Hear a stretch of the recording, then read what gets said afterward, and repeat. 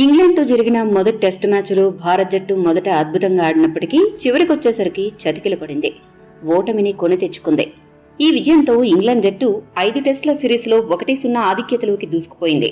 హైదరాబాద్ ఉప్పల్లో విజయం నింపిన స్ఫూర్తితోనే ఇప్పుడు విశాఖపట్నంలో కూడా తమ అదృష్టాన్ని పరీక్షించుకోనుంది. ఇదిలా ఉండగా మొదటి టెస్టుల్లో ప్రారంభంలో అద్భుతంగా ఆడిన భారత్ జట్టు చివరికి వచ్చేసరికి ఎందుకలా వెనుకబడింది అనే దానిపైనే సర్వత్రా చర్చ నడుస్తోంది. భారత్ జట్టు ఎక్కడ పొరపాటు చేసిందనే విషయాన్ని వేలెత్తి చూపిస్తూ విశ్లేషకులు తమదైన వివరణ ఇస్తూ ఉన్నారు. తాజాగా ఇంగ్లాండ్ మాజీ కెప్టెన్ మైకేల్ వాన్ కూడా భారత్ జట్టు మొదటి మ్యాచ్లో చేసిన పొరపాట్లను ఎత్తి చూపాడు.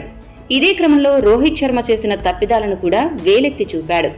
మైకేల్ వాన్ ఏమన్నాడంటే, మొదటి మ్యాచ్లో ఇంగ్లాండ్ జట్టు గెలుస్తుంది అన్న విషయం నాకు ముందే తెలుసు. నా నమ్మకాన్ని వమ్ము చేయకుండా ఇంగ్లాండ్ జట్టు కూడా మొదటి 2 రోజులు ఆట నెమ్మదిగా మొదలుపెట్టినా 3వ రోజుకి గాడిలో పడింది. సరైన సమయంలో పుంజుకుని మ్యాచ్లో ఆధిక్యత వచ్చింది.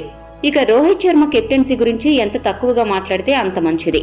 ముఖ్యంగా బోలీ పోప్ బ్యాటింగ్ చేస్తున్నంతసేపు అతడు ఆడిన స్వీప్ షాట్లకు గానీ రివర్స్ స్వీప్ షాట్లకు గానీ రోహిత్ వద్ద సమాధానం లేకుండా పోయింది.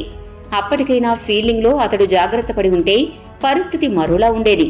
కానీ జట్టుకు కెప్టెన్ అయి ఉండి కూడా నాకేంటి అన్నట్లుగా పట్టనట్టు వదిలేశాడు. చెప్పాలంటే ఇది పేలవమైన కెప్టెన్సీ అని ఘాటుగా వ్యాఖ్యానించాడు. మొదటి టెస్ట్లో రోహిత్ శర్మ కెప్టెన్సీ ఎలా ఉంది? వాన్ చెప్పిన మాటలతో మీరు ఏకీభవిస్తారా? మీ అభిప్రాయాన్ని కామెంట్ సెక్షన్లో కామెంట్ చేయండి. మరిన్ని స్పోర్ట్స్ అప్డేట్స్ కోసం మా ఛానల్ను సబ్స్క్రైబ్ చేసుకోండి.